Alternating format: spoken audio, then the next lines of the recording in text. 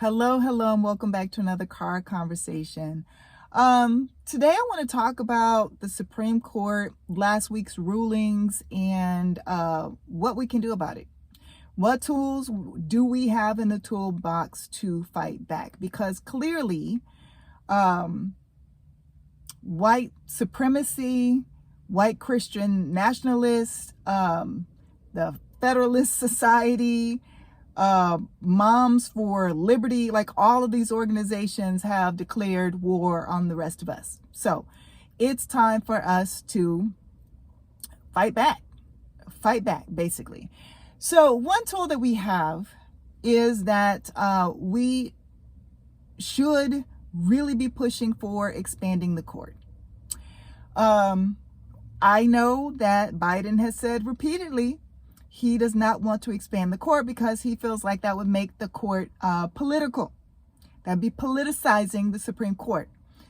However, the Supreme Court is politicized.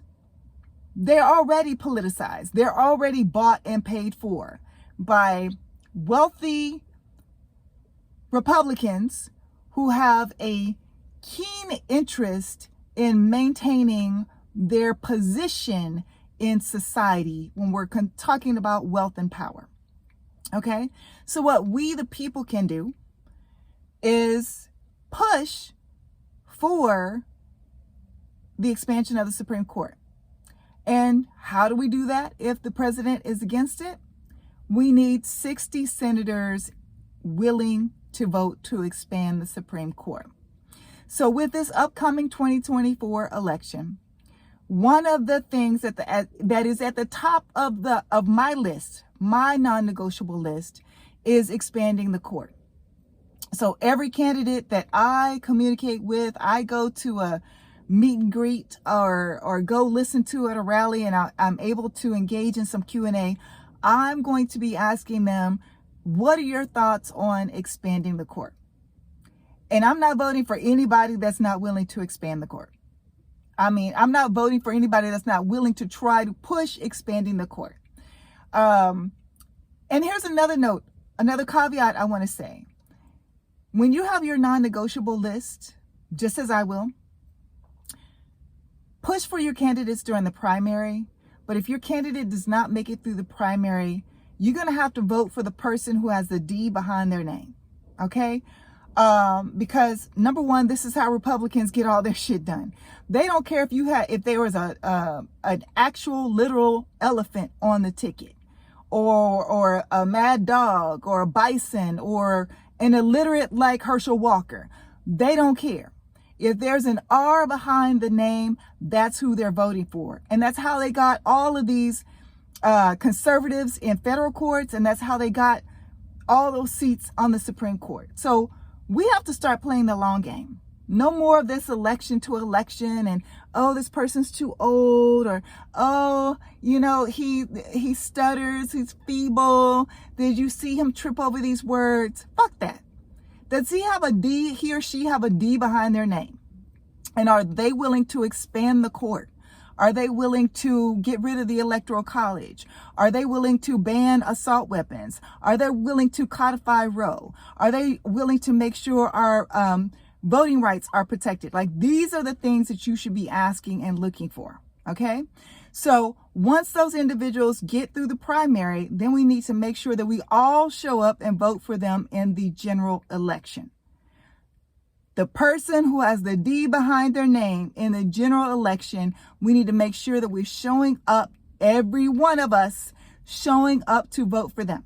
And here's the last thing I'm going to say about this. It took 67 votes to get segregation, get rid of segregation. 67 votes in the Senate. It took 60 votes to get Voting Rights Act passed. It took another 60 votes in the Senate to get the New Deal done. It took 60 votes to get Obamacare passed. We can do this. This is within our power if we all show up and work collectively in a unified manner. It's on us, and we all have to do our part. And some of you, all you have to do is show up and vote. That's it. There's a lot of other people willing to do all the rest of the legwork. So Get your non-negotiable list together, okay? List some of the things I've said and then some of the other things that you can't live without. Talk to your friends and family. If you're not already registered, register. If they're not registered, push them to register. Go out and meet these candidates. Ask your questions. Ask what's on your non-negotiable list. If they're willing to do that, if they're willing to go to the Senate, if I elect you, are you willing to go to the Senate and fight for expanding the court for me?